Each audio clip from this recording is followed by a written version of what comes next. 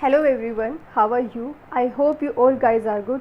Welcome back in your own chemistry channel. Today we will discuss the topic Bohr atomic model from atomic structure unit. इससे पहले हमने बहुत सारे model study किए थे, जैसे कि थॉमसन का मॉडल था, उसके बाद में रदरफोर्ड न्यूक्लियस मॉडल था।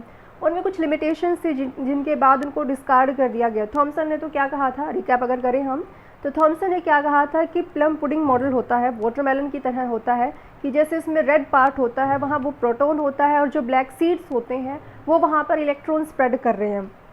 जो रदरफोर्ड था उसने कहा कि ऐसा कुछ नहीं होता है, जो इलेक्ट्रॉन है वो रिवॉल्व करते हैं साइड में और सेंटर में एक भारी सी चीज़ होती है जिसको उसने नाम दिया था न्यूक्लियस। और जो वो बाहर रिवॉल्व करते हैं तो वो क्या करते हैं, कॉन्टिन्यूसली एनर्जी को एमिट करते हैं। उसने कहा कोई भी चीज़ जब सर्कुलेट करती है तो सर्कुलेट करते करते वो रेडिएटेड, जो एक्सेलरेटेड चीज़ होती है वो साथ में रेडिएशंस को एमिट करती है। तो अगर वो रेडिएशंस को एमिट करती है तो एमिट करते करते कभी ना कभी तो उसको क्या करना चाहिए, एनर्जी लूज़ करके न्यूक्लियस के साथ कोलैप्स कर जाना चाहिए। ठीक है, जैसे हमने एग्जांपल लिया था कि हमने क्या किया, हमारे पास एक रस्सी है, उसको हमने एक पत्थर उसके साथ बांध दिया है और उसको हम जोर से ऐसे घुमा रहे हैं। ठीक है, हम उसको कांस्टेंट स्पीड से घुमा रहे हैं। अब उसका कहने का मतलब वो एनर्जी लूज़ करेगा। अगर अब हम उसको घुमाना कम कर दें या उसको घुमाना बंद कर दें तो क्या होता है, वो तेज़ घूमती हुई रस्सी जो है धीरे धीरे आकर के हाथ के साथ में लिपट जाती है। तो ये जो लिपटने का या जो लपेटने जो चीज़ वहाँ पर कोलैप्स कर गई है, यही बात यहाँ पर है कि न्यूक्लियस के साथ में अगर वो कोलैप्स कर जाता है इलेक्ट्रॉन तो एटम की एग्जिस्टेंस का पता नहीं चलता।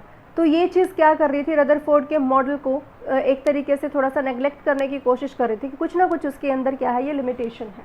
उसके बाद में बोहर साहब आए, उन्होंने क्या कहा बोहर एटॉमिक मॉडल में, उसने कहा कि जो रदरफोर्ड बोल रहे हैं कि कॉन्टीन्यूअस एक पाथ होता है, वहाँ पर वो मूव करते हैं और साथ में रेडिएट करते रहते हैं, एनर्जी को एमिट करते रहते हैं। इसने कहा जो इलेक्ट्रॉन होता है ऐसा नहीं है वो कहीं भी घूम रहा है, इलेक्ट्रॉन फ्रीली घूम नहीं रहा है कहीं भी।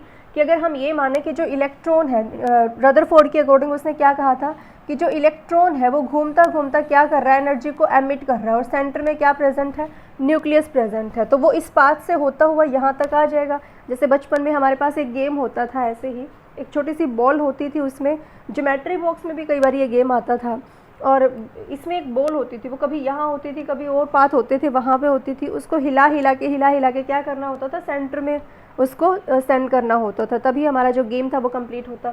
अब ऐसा ही जो रदरफोर्ड का कुछ मॉडल था, तो बोहर क्या कहते हैं कि ऐसे कॉन्टिन्यूसली नहीं होता, इलेक्ट्रॉन जो है वो कहीं भी इसी तरीके से नहीं घूम सकता है, उसके लिए एक पर्टिकुलर एनर्जी स्टेट होती है, अलाउड एनर्जी जिसको बोलते हैं, कि इलेक्ट्रॉन की जितनी एनर्जी होगी वो उसके अकॉर्डिंग किसी ऑर्बिट के अंदर एग्जिस्ट कर सकता है, जिसको कहा अलाउड एनर्जी स्टेट। अब इसमें देखो ये क्या कहता है, बोहर कहता है कि कोई भी एनर्जी लेवल जो होते हैं वो अपनी फिक्स्ड एनर्जी के साथ होते हैं। एक कॉन्टीन्यूअस पाथ होता है, न्यूक्लियस के चारों तरफ एक पाथ होता है जहाँ पर इलेक्ट्रॉन घूमते हैं, उस पाथ को उसने कहा ऑर्बिट। उस पाथ को क्या नाम दिया, ऑर्बिट कहा। ठीक है, स्टेशनरी ऑर्बिट कहा। जो स्टेशनरी ऑर्बिट होते हैं उसकी एनर्जी हमेशा फिक्स्ड रहती है, वो चेंज नहीं होती। देखो अब मान लो उसने कहा कि जो इलेक्ट्रॉन है, या हम स्टेयर्स की बात करते हैं, जैसे हम स्टेयर्स में चढ़ते हैं, सीढ़ियों में चढ़ना शुरू करते हैं, तो स्टेयर्स कुछ ऐसी होती हैं। तो जब हम स्टेयर्स पर चढ़ते हैं तो हमारा कदम यहाँ पर है, हम यहाँ पर खड़े हुए हैं, तो दूसरा जो स्टेप होगा वो या तो यहाँ पर होगा या यहाँ पर होगा, या फिर अगर हम बहुत हाई जंप करते हैं यहाँ पर होगा। तो हम एग्जाम्पल लेते हैं कि हम स्टेप को यहाँ रख रहे हैं, तो यहाँ रखने के लिए ऐसा तो कोई स्पेस नहीं है ना कि हम बीच में यहाँ पर स्टेप रखें और अपने आप को स्टेबल कर लें। या तो हमारा कदम यही हो सकता है या फिर इससे नीचे ही होगा, यानी एग्जैक्ट उतनी एनर्जी से हमें पैर को उठाना पड़ेगा जो इन दोनों के बीच की एनर्जी को क्या कर रहा है, मेंटेन कर रहा है। तो ये कहता है बोहर जो है वो क्या कहता है कि अगर इलेक्ट्रॉन की एनर्जी इस स्टेप की है तो वो इसी के अंदर रिवॉल्व करेगा, अगर उसकी एनर्जी थोड़ी सी बढ़ जाती है तो वो इलेक्ट्रॉन यहाँ पर होगा। तो उसने इसको शो कैसे किया है कि सेंटर में जो न्यूक्लियस होता है, जो सेंटर में न्यूक्लियस होता है उसके चारों तरफ एक सर्कुलर पाथ होता है जिसके अंदर इलेक्ट्रॉन घूमते हैं, और यही सर्कुलर पाथ उसने क्या कहा, ऑर्बिट होते हैं। इलेक्ट्रॉन इसमें घूमता है। अब जैसे ये फर्स्ट स्टेप है, फर्स्ट एनर्जी है, इसके अंदर इलेक्ट्रॉन यहाँ घूम रहा है, तो इलेक्ट्रॉन जो घूम रहा है उसकी टेंडेंसी क्या है, इसी के अंदर घूमने की। देखो कहीं पर कोई ऐसा यहाँ पर आपको पाथ नहीं दिखेगा कि दोनों की दोनों जो ऑर्बिट है वो एक दूसरे के साथ में कहीं ना कहीं जा करके जुड़े हुए हों, कनेक्ट हो रहे हैं, या न्यूक्लियस के साथ में कहीं कनेक्शन है, नहीं, ये एक अलग से रिंग रख दी है और इलेक्ट्रॉन सिर्फ इसी के अंदर रिवॉल्व करेगा। अब उसकी स्पीड जो होता है मूव करने की, उसके साथ जो एनर्जी होती है वो हमेशा कांस्टेंट रहती है, ना तो उसकी एनर्जी लूज होती है, ना उसकी एनर्जी उस टाइम पर उसी में घूमते हुए ना उसकी एनर्जी वहाँ पर गेन होती है। सेम एनर्जी के साथ में, सेम स्पीड के साथ में इलेक्ट्रॉन इसके चारों तरफ घूमता रहता है। अब फिर वो कहता है कि जो इलेक्ट्रॉन है जब यहाँ घूम रहा है, इसको हमने ऑर्बिट कहा, जिसकी फिक्स्ड एनर्जी होती है स्टेशनरी ऑर्बिट कहा, और जो उसका रिवॉल्यूशन होता है, जिस स्पीड से वो घूमता है, वो भी क्या कहा, फिक्स होती है। अब कहते हैं कि जो इलेक्ट्रॉन एनर्जी बाहर से इसको मिल जाएगा, हमने बाहर से इलेक्ट्रॉन को एनर्जी प्रोवाइड की, एटम के ऊपर एनर्जी फॉल कराई, तो उसको जो एनर्जी मिलती है उस एनर्जी को वो गेन करके हायर एनर्जी ऑर्बिट के अंदर जा सकता है। यहाँ से इलेक्ट्रॉन गायब होकर के यहाँ आ सकता है, फिर वो यहाँ घूमना शुरू कर देगा। अब इसके अलावा ना तो ये लोअर सेल में जाएगा, ना उससे हायर ऑर्बिट के अंदर जाएगा। और अगर जब इलेक्ट्रॉन यहाँ आ जाता है तो फिर वो उतनी ही एनर्जी को अगर एमिट कर देता है, इसमें से एनर्जी अगर एमिट हो जाती है, वो एनर्जी एमिट कितनी होनी चाहिए, जितनी एनर्जी को उसने गेन किया है उतनी, तब जा कर के जो इलेक्ट्रॉन है वो वापस उसी स्टेट में आ जाएगा।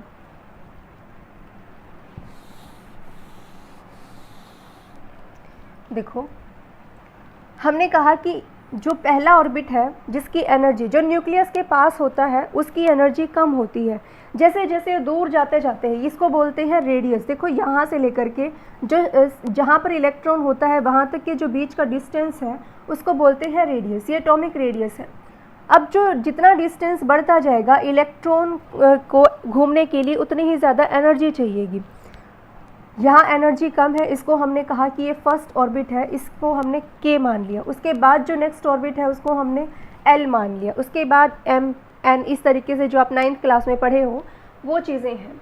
तो यहाँ जो k ऑर्बिट है उसको हमने यहाँ दिखाया क्योंकि इसकी एनर्जी कम है, तो हमने लोअर साइड में इसको k को मेंशन कर दिया। उसके बाद एनर्जी जो हायर है वो किसकी है, l ऑर्बिट की है। उसके बाद एनर्जी हायर है m ऑर्बिट की। ठीक है, हमने कहा कि जो ये ऑर्बिट है जहाँ पर इलेक्ट्रॉन पहले से प्रेजेंट है और वो स्टेबल होता है, इसको कहते हैं ग्राउंड स्टेट।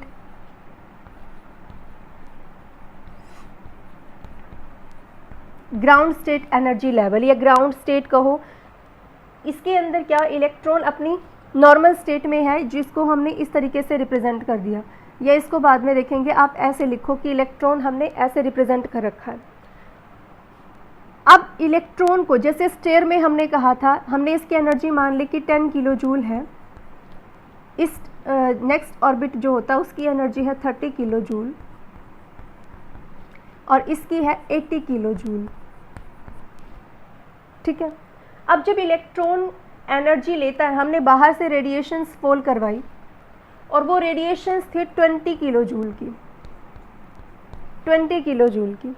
तो 10 किलो जूल तो इसके पास एनर्जी ऑलरेडी है, 20 किलो जूल की एनर्जी हमने वहाँ पर ट्रांसफ़र कराई है। तो जैसे ही एनर्जी फॉल होती है, जैसे ही रेडिएशंस इलेक्ट्रॉन पर फॉल होंगी, वो उस 20 किलो जूल की एनर्जी को गेन करेगा। 10 ऑलरेडी है, 20 उसने गेन की, तो 10 + 20 कितना हो गया, 30। तो ये जो इलेक्ट्रॉन है ये यहाँ से एक्साइट होकर के यहाँ चला जाएगा, प्रोमोट हो गया हायर एनर्जी ऑर्बिट के अंदर।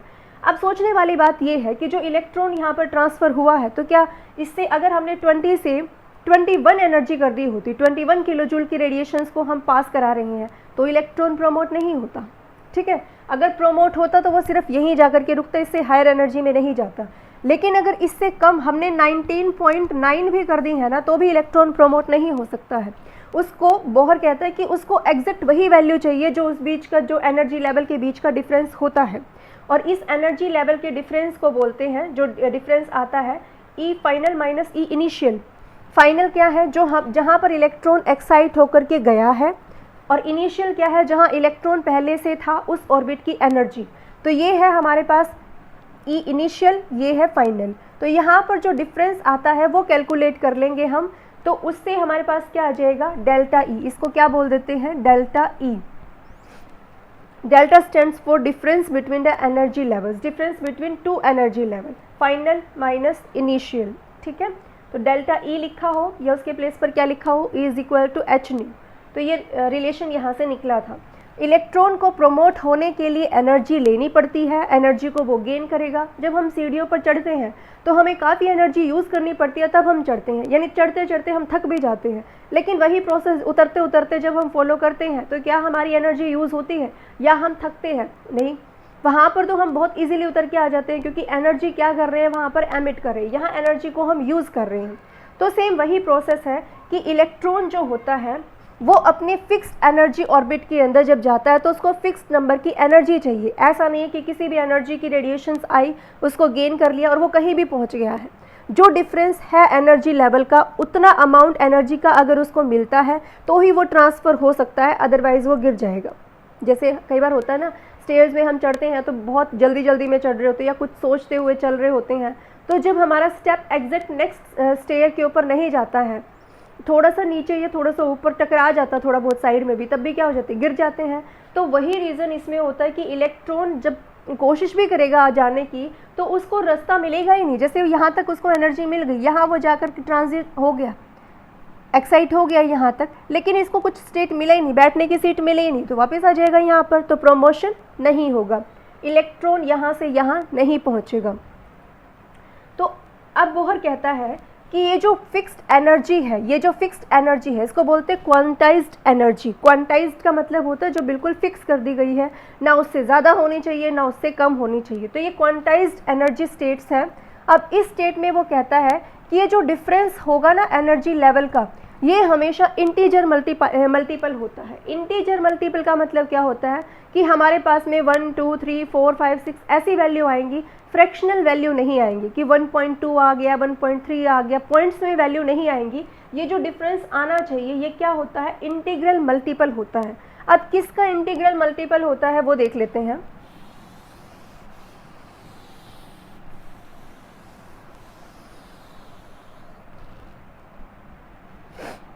Integral multiple of h by 2 pi. n जो इंडिकेट कर रहा है ये n मल्टीपल है उसका, जो इंटीग्रल मल्टीपल की हम बात कर रहे हैं, किसका मल्टीपल है, 2 पाई का, h बाय 2 पाई का। और ये क्या होता है, एंगुलर मोमेंटम होता है।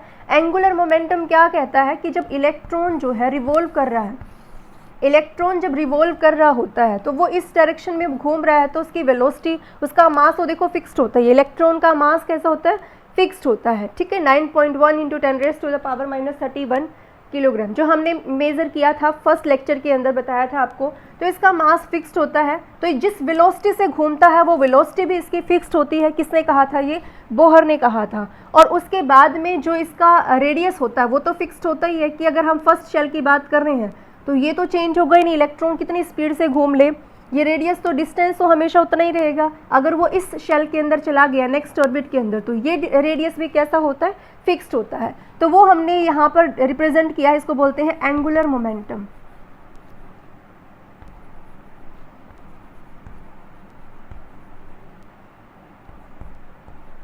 Angular momentum mvr is equal to NH/2 pi. अब जैसे हमने यहाँ मान लिया n किस चीज़ को रिप्रेजेंट कर रहा है, उसके स्टेट को या नंबर ऑफ ऑर्बिट को, जिस वो शेल की बात कर रहा है, जिस ऑर्बिट की बात कर रहा है उस शेल की इंफॉर्मेशन दे रहा है। यानी जब n इज इक्वल टू 1 है तो वो ग्राउंड स्टेट के अंदर है। n इज इक्वल टू 1 यानी वो फर्स्ट ऑर्बिट की बात कर रहा है। और फर्स्ट ऑर्बिट कौन सा होता है, न्यूक्लियस के जस्ट बाद वाला जो ऑर्बिट होता है वो फर्स्ट होता है, शेल बोल सकते हैं, ऑर्बिट होता है, ये फर्स्ट ऑर्बिट है। तो n की वैल्यू क्या आ जाएगी फर्स्ट ऑर्बिट के लिए, 1। अगर वो कहे कि सेकेंड ऑर्बिट में ट्रांसफ़र हो गया है, तो अब देखो n की वैल्यू 1 है, तो जो इसका एंगुलर मोमेंटम है वो कितना होगा, h/2 पाई, क्योंकि 1 से मल्टीप्लाई करोगे तो सेम रहेगा। अब अगर वो कहता है कि हमारा जो इलेक्ट्रॉन है वो सेकेंड लेवल के अंदर चला गया है, सेकेंड लेवल के अंदर, जब सेकेंड के अंदर चला गया है तो n की वैल्यू कितनी हो गई, 2। तो आप यहाँ पुट करोगे 2 इंटू h/2 पाई, 2 से 2 क्या हो गया, कैंसिल हो गया। यानी जो नेक्स्ट ऑर्बिट है उसका एंगुलर मोमेंटम कितना है, h/पाई, ठीक है। थर्ड की बात कर रहा है तो 3 से उसको मल्टीप्लाई करोगे, यहाँ 3 से मल्टीप्लाई करोगे तो क्या आ जाएगा, 3h/2 पाई। तो इससे हमने देखो क्या एक तरीके से रिज़ल्ट निकाला है, यहाँ रिज़ल्ट क्या निकला है कि हमारे पास जो फर्स्ट ऑर्बिट होता है, सेकंड है, थर्ड है, इंटीग्रल मल्टीपल हमने मान लिया n इज इक्वल टू 1 है, तो ये जो है इसका एंगुलर मोमेंटम कितना है h/2π, इसका कितना है h/π और इसका कितना है 3h/2π। तो कहीं भी ऐसा नहीं है कि हमने फ्रैक्शन में वैल्यू ली है, ठीक है। अब उसके बाद है, यहाँ तक सभी को क्लियर हो गया होगा कि ये जो स्टेट्स होती हैं यही फिक्स्ड होती हैं और यही अलाउड स्टेट का मतलब क्या है कि इलेक्ट्रॉन सिर्फ इन्हीं के अंदर घूम सकता है, उसको इसी के अंदर घूमने की एक तरीके से परमिशन मिली हुई है। इसके अलावा या तो वो लोअर साइड में या इससे अबव साइड में नहीं घूम सकता, क्योंकि इसकी जो एनर्जी है, इसका जो एंगुलर मोमेंटम है वो उसके साथ में मैच कर रहा है, उसकी जो मोशन को, उसकी जो स्पीड को, उसके रेडियस को, सारी चीज़ों को जो डिफ़ाइन कर रहा है वो इस तरीके से डिफ़ाइन कर रहा है। तो यहाँ तक हमें देखो जो पोस्टुलेट्स थे, इसको पोस्टुलेट्स बोलते हैं बोहर एटॉमिक मॉडल के, कि जहाँ हमें वो इन्फॉर्मेशन देता है। पोस्टुलेट्स का मतलब यही होता है कि वो इंपॉर्टेंट पॉइंट्स क्या बता रहा है, हमें किस चीज़ की इन्फॉर्मेशन दे रहा है। तो एक तो हमें क्या पता चला कि जो इलेक्ट्रॉन होते हैं वो बाहर एक पर्टिकुलर पाथ के अंदर फॉलो करते हैं, इसको क्या बोलते हैं, ऑर्बिट बोलते हैं। और जो ऑर्बिट होते हैं उनका एंगुलर मोमेंटम क्या होता है, इंटीग्रल मल्टीपल ऑफ h/2π। ये जो ऑर्बिट होते हैं इनकी एनर्जी कैसी होती है, फिक्स्ड होती है। एनर्जी कैसी होती है, फिक्स्ड होती है,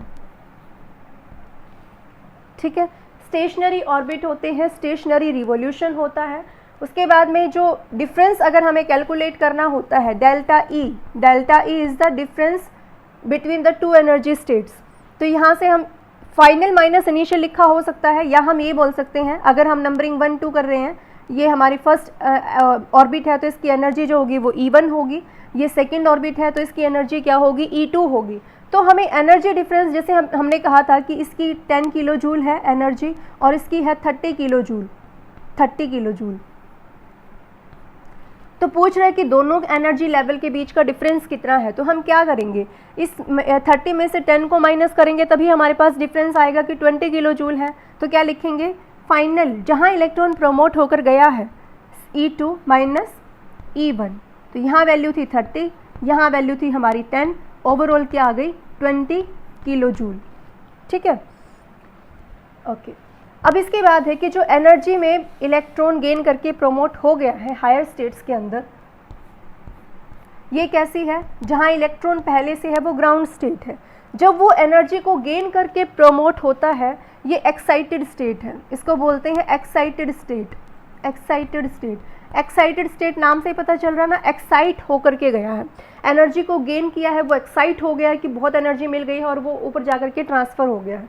अब देखो ये सारी की सारी इलेक्ट्रॉन से जहाँ पहले था उससे तो हायर एनर्जी की ही है, इसका मतलब इलेक्ट्रॉन इन यहाँ पर वो तभी जा सकता है जब उसकी स्टेट कैसी हो जाए, बहुत एक्साइटेड हो जाए, बहुत एनर्जी मिल जाए, तभी जा सकता है। तो ये सारी की सारी एक्साइटेड स्टेट है। इसके अलावा उसको हमने डिफाइन कर दिया कि ये जो एक्साइटेड स्टेट है दैट इज़ ES1, इसको हमने एक्साइटेड स्टेट 2 बोल दिया, ठीक है। जितनी ज़्यादा दूर होंगी उतना ही ज़्यादा एनर्जी उसको लेनी पड़ेगी इलेक्ट्रॉन को वहाँ तक पहुँचने के लिए।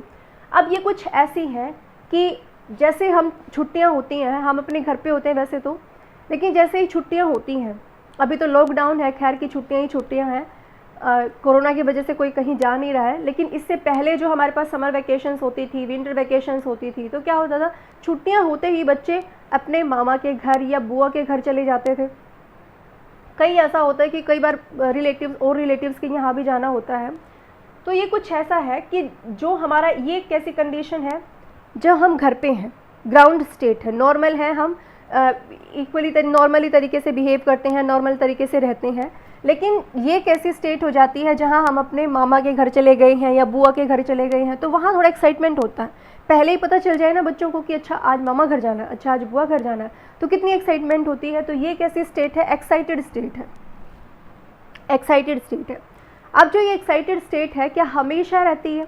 एक्साइटेड स्टेट हमेशा स्टेबल नहीं होती है। नॉर्मल स्टेट, ग्राउंड स्टेट सबसे ज़्यादा स्टेबल होती है, मतलब कम एनर्जी हमें हमेशा स्टेबिलिटी को गेन करती है। तो एनर्जी जो होती है, जो इतने ज़्यादा हम एक्साइटेड हुए हैं, तो वो हमेशा तो हम मामा के घर नहीं रुकते हैं, बुआ के घर नहीं रुकते हैं। तो इलेक्ट्रॉन यहाँ ट्रांसफ़र तो हो गया, छुट्टियों में चला तो गया है, लेकिन उसको वापस आना भी पड़ता है। और जब बच्चे मामा घर से आते हैं, खासकर छोटे बच्चे, तो रो के आते हैं, नहीं तो जिस एनर्जी के साथ वो गेन करके गए थे उसी एनर्जी को वो लूज़ करते हुए आते हैं। तो और फिर अगर और ज़्यादा दूसरे दूर रिलेटिव्स के घर जाना होता है तो वहाँ और ज़्यादा एनर्जी लगती है कि पता नहीं कैसे होगा, कैसे होंगे वहाँ पर, क्या मिलेगा हमें, पता नहीं क्या क्या एनर्जी, और वो उतना ही ज़्यादा अनस्टेबल होता है क्योंकि जितने दूर का रिलेटिव होता है वहाँ पर स्टेबिलिटी उतनी ही कम होती है और उतने ही क्विक तरीके से हम क्या करते हैं, घर लौटाते हैं। ऐसा ही होता है ना। तो जितनी ज़्यादा एक्साइटेड स्टेट होगी, एक्साइटेड लेवल जितना नंबर ज़्यादा होगा उसमें स्टेबिलिटी उतनी ही कम होगी, इलेक्ट्रॉन के वापस आने की जो टेंडेंसी होती है वो ज़्यादा होगी। ठीक है। तो एक्साइटेड स्टेट्स में अनस्टेबल स्टेट होती है, ये बहुत जल्दी इलेक्ट्रॉन एनर्जी को लूज़ करता है और वापस आ जाता है। ठीक है। तो इससे हमें दो चीज़ें क्लियर हुई कि इलेक्ट्रॉन जब हायर लेवल के अंदर जाता है तो एनर्जी को गेन करके जाता है, जब वापस आता है तो उसी एनर्जी को, जिस एनर्जी को वो गेन करके गया था उसी एनर्जी को लूज़ करके वो वापस ग्राउंड स्टेट के अंदर आता है। क्लियर हुआ? ओके। अब बोहर ने इतनी सारी चीज़ें एक्सप्लेन कर दी, मतलब ऑलमोस्ट उसने अपने तरीके से सब कुछ बता दिया कि जो इलेक्ट्रॉन होता है वो एक्चुअल में मॉडल दे करके कि एटम का मॉडल ऐसा होता है, सेंटर में न्यूक्लियस है, उसके चारों तरफ एक फिक्स्ड एनर्जी की स्टेट होती हैं, अलाउड पाथ होते हैं जिसको हमने ऑर्बिट कहा, उनकी फिक्स्ड एनर्जी होती है, एंगुलर मोमेंटम होता है जिसके अंदर इलेक्ट्रॉन मूव करता है। एक ऑर्बिट से दूसरे ऑर्बिट में इलेक्ट्रॉन नहीं जाता है, ना तो वो एनर्जी को एमिट करता है ना वो गेन करता है। हाँ, बाहर से अगर उसको एनर्जी मिली है तो वो हायर एनर्जी ऑर्बिट के अंदर, दूसरे ऑर्बिट के अंदर ट्रांसफ़र हो सकता है। जिस एनर्जी से वो ट्रांसफ़र हुआ है उसी एनर्जी को वो एमिट कर दे तो वो लोअर स्टेट के अंदर भी आ सकता है। उसके बाद है रेडियस, कि जो रेडियस अगर हमें कैलकुलेट करना होता है, उसने कहा हम रेडियस भी कैलकुलेट कर सकते हैं। देखो बहुत ही जीनियस पर्सन था, उसने रेडियस कैसे कैलकुलेट करते हैं, वेलोसिटी कैसे कैलकुलेट करते हैं, एनर्जी किसी इलेक्ट्रॉन की, कि इलेक्ट्रॉन जो है, देखो पहले तो क्या था, ये एजम्पशन चल रहा था कि इलेक्ट्रॉन ऐसे ऐसे प्रेजेंट होता होगा। उसने कितनी सारी चीज़ें बता दी कि इलेक्ट्रॉन किस ऑर्बिट में घूमेगा, कितनी स्पीड से घूमेगा, किस एनर्जी से घूमेगा, और जो जिस ऑर्बिट के अंदर वो है उसका रेडियस क्या होगा, सारी चीज़ें एक्सप्लेन कर दी उसने। देखो रेडियस कैसे बताया कि रेडियस का ये फॉर्मूला था जो आप फिजिक्स में ड्राइव करोगे, केमिस्ट्री में ड्राइव करने की इतनी नीड नहीं है इसकी। फॉर्मूले के अकॉर्डिंग क्या है, आर एन क्या होता है, रेडियस ऑफ nth शेल, जिस शेल के अंदर, जिस ऑर्बिट के अंदर हम बोल रहे इलेक्ट्रॉन है, ये उस ऑर्बिट के रेडियस की बात कर रहा है, उसको हम कैसे निकालेंगे। तो उसका फॉर्मूला है n square h square epsilon not by pi m z e square. h क्या होता है, प्लैंक्स कांस्टेंट, n क्या होता है, ऑर्बिट, e नॉट जो क्या होता है, इलेक्ट्रिक चार्ज होता है, कांस्टेंट होता है, ये चार्ज नहीं होता, सॉरी कांस्टेंट है। ये क्या होता है, पाई, इसकी वैल्यू भी कांस्टेंट होती है, मास इलेक्ट्रॉन का कांस्टेंट होता है, z क्या होता है, एटॉमिक नंबर होता है एक तरीके से। तो ये एटॉमिक नंबर तो वेरी कर सकता है अगर हमारे पास में कोई और चीज़ है, ऑर्बिट भी वेरी कर सकती है, मतलब अगर हम अलग अलग एटम को ले लें कि हमारे पास पहले हाइड्रोजन है, फिर हमने हीलियम को ले लिया, फिर लिथियम को ले लिया, तो एटॉमिक नंबर चेंज होगा, यानी जो z होता है ये चेंज होता है। n जो है, जिस नंबर की वो बात कर रहा है कि पहले फर्स्ट ऑर्बिट में है, तो ज़रूरी नहीं है ना सिर्फ उसी के अंदर हो, हम ये बोल सकते हैं ना सेकंड ऑर्बिट के अंदर हो, तो थर्ड ऑर्बिट के अंदर हो, तो रेडियस कैसे कैलकुलेट करेंगे। तो ये चीज़ें वेरी करेंगी, बाकी सारी चीज़ें कांस्टेंट होती है, चार्ज भी कांस्टेंट होता है, तो सारी चीज़ें कांस्टेंट होती हैं, इनकी वैल्यू निकल के आती है 52.9, और यहाँ n स्क्वायर बाई z, जो इसका मतलब ये हुआ है कि जो रेडियस है वो डायरेक्टली किसके प्रोपोर्शनल है। ये वैल्यू तो कांस्टेंट है, ये तो हम किसी भी एटम को ले लें, किसी भी ऑर्बिट को ले लें एटम की, तो ये तो कांस्टेंट है। देखो ये तो आपको याद रखनी है, 52.9 ये पिकोमीटर है। अगर वो आपको मीटर में, सेंटीमीटर के अंदर चेंज करने के लिए बोलता है, तब आपको क्या करना पड़ेगा, यूनिट कन्वर्जन करना पड़ेगा। ये फॉर्मूला आपको पिकोमीटर में याद रखना है, 52.9 पिकोमीटर। तो जो रेडियस होता है वो डायरेक्टली किस पे डिपेंड है, डायरेक्टली डिपेंड कर रहा है ऑर्बिट पे, ऑर्बिट का भी स्क्वायर है, और इन्वर्सली प्रोपोर्शनल है किसके, एटॉमिक नंबर की। यानी अगर वो बात कर रहा है कि हमारे पास हाइड्रोजन एटम है और उसके अंदर इलेक्ट्रॉन है सेकंड ऑर्बिट के अंदर, हाइड्रोजन एटम है और उसके अंदर जो इलेक्ट्रॉन है वे किस ऑर्बिट के अंदर घूम रहा है, सेकंड ऑर्बिट के अंदर घूम रहा है। ठीक है, हाइड्रोजन एटम एटॉमिक नंबर 1, यानी जो Z है उसकी वैल्यू क्या हो गई, 1 हो गई। सेकंड ऑर्बिट की बात कर रहा है तो n की वैल्यू क्या हो गई, 2 हो गई। ठीक है, तो हमारे पास यहाँ पर वैल्यू क्या आ जाएगी, n स्क्वायर पुट करोगे तो 2 स्क्वायर क्या हो गया 4, z की वैल्यू क्या है 1। क्लियर हुआ, तो 4 से मल्टीप्लाई कर दोगे आप 52.9 को, तो यहाँ पर क्या आ जाएगा सेकंड ऑर्बिट की, हाइड्रोजन एटम के सेकेंड ऑर्बिट का रेडियस हमारे पास कैलकुलेट होकर के आ जाएगा कि इतनी दूर पर इलेक्ट्रॉन है न्यूक्लियस से जो घूम रहा है। यहाँ से हमें रेडियस पता चल गया। ठीक है, क्या पता चला कि उसने कहा हाइड्रोजन एटम है और इलेक्ट्रॉन जो है वो सेकेंड ऑर्बिट में, यानी इस ऑर्बिट के अंदर घूम रहा है। तो अब यहाँ से न्यूक्लियस से और इसका साइज कितना है, यानी वो एटम अब कितना बड़ा है, ये कैलकुलेट कर सकते हैं। कैसे कैलकुलेट कर सकते हैं? n की वैल्यू हमने 2 पुट की, उसका स्क्वायर रखा। ये रेडियस का जो अमाउंट होता है फर्स्ट ऑर्बिट शेल का होता है वो कांस्टेंट होता है, 52.9 होता है। अगर n की वैल्यू 1 लेते हो, n की वैल्यू 1 लेते हो, ये हाइड्रोजन एटम का रेडियस होता है। n की वैल्यू 1 लेते हो तो 1 का स्क्वायर तो 1 ही होता है। अगर हम कहें इलेक्ट्रॉन तो यहाँ घूम रहे हैं, फर्स्ट ऑर्बिट के अंदर घूम रहा है, तो n की वैल्यू 1 आ गई। 1 का स्क्वायर करोगे 1 होगा, मल्टीप्लाई बाय 52.9, और नीचे z एटॉमिक नंबर 1 होता है हाइड्रोजन का, तो 1 आएगा। इसमें तो कुछ फ़र्क हुआ नहीं, यानी जो फर्स्ट शेल है, फर्स्ट ऑर्बिट है, उसका रेडियस कितना है हाइड्रोजन एटम के केस में? 52.9 है। अगर वो सेकेंड ऑर्बिट की बात कर रहा है तो उसको आपको 4 से मल्टीप्लाई करना पड़ेगा। अगर वो थर्ड ऑर्बिट की बात कर रहा है कि इलेक्ट्रॉन यहाँ भी नहीं घूम रहा है, यहाँ भी नहीं घूम रहा है, वो थर्ड ऑर्बिट के अंदर घूम रहा है, तो आप यहाँ से यहाँ का जो रेडियस कैलकुलेट करोगे वो कैसे करोगे? 3 का स्क्वायर मल्टीप्लाई 52.9, यानी 9 इंटू 52.9, इससे क्या आ जाएगा? रेडियस कैलकुलेट होकर के आ जाएगा। ठीक है, तो यहाँ से पता लगा लिया कि रेडियस जो इलेक्ट्रॉन है कितनी दूरी पर घूम रहा है। देखो, सोचने की बात क्या है कि इलेक्ट्रॉन क्या मॉलिक्यूल भी हमें दिखाई नहीं दे रहा, और बोहर भाई साहब क्या कर रहे हैं, उस एटम के अंदर, मॉलिक्यूल से भी छोटा एटम, और उस एटम के में अंदर घुस के हमें ये बता रहे हैं कि जो इलेक्ट्रॉन है वो न्यूक्लियस में कितनी दूर पर है और कितनी स्पीड से घूम रहा है। अब देखो, वो वेलोसिटी भी फाइंड आउट करने की बोल रहा है कि वेलोसिटी को भी फाइंड आउट किया जा सकता है। This is a formula for to calculate the velocity, ZE square by 2HE nought 1 by n। Again हमें इस डेरिवेशन की नीड नहीं है, फॉर्मूला आपको याद होना चाहिए। फॉर्मूला आपको रेडियस का भी याद होना चाहिए और वेलोसिटी का भी याद होना चाहिए। ये सारी वैल्यू z को छोड़ करके ये सारी वैल्यू अगेन कांस्टेंट है। इसकी वैल्यू आती है 2.18 इंटू 10⁻⁶। ठीक है, यहाँ जो वैल्यू आती है ये कांस्टेंट है, ये चेंज नहीं करेगी। चेंज किस में आएगा? या तो वो ऑर्बिट की बात करेगा कि किस ऑर्बिट में घूम रहा है, उसकी वेलोसिटी कितनी होगी, या फिर वो जिस एटम की बात कर रहा है उसका एटॉमिक नंबर चेंज हो सकता है। तो जो वेलोसिटी है वो डायरेक्टली प्रोपोर्शनल है z बाई एन। कई बार लिखा होता है ये z square by n square, तो बात एक ही है, स्क्वायर से स्क्वायर कैंसिल हो जाएगा, z by n 2.18 into 10⁻⁶ z upon n. तो यहाँ से हमें वेलोसिटी पता चल गई कि वो कितनी स्पीड के साथ में इलेक्ट्रॉन वहाँ पे घूमेगा। पहले उसने कहा कितनी दूरी पर घूमेगा, फिर कहा कितनी स्पीड के साथ घूमेगा, फिर उसने एनर्जी बता दी कि उसकी एनर्जी भी क्या होगी। कैसे? यहाँ उसने फॉर्मूला दिया है -me/8ε² f² multiply by z square by n square. Again ये सारी वैल्यूज़ कांस्टेंट हैं। इसकी जो कांस्टेंट वैल्यू है वो आती है -13.6 इलेक्ट्रॉन वोल्ट में है, ये ध्यान रखना है, इलेक्ट्रॉन वोल्ट है, z square by n square. अब z square n square hydrogen के का अगर केस लेते हैं तो हमें इससे मल्टीप्लाई करने की ज़रूरत है ही नहीं, क्योंकि 1 है एटॉमिक नंबर।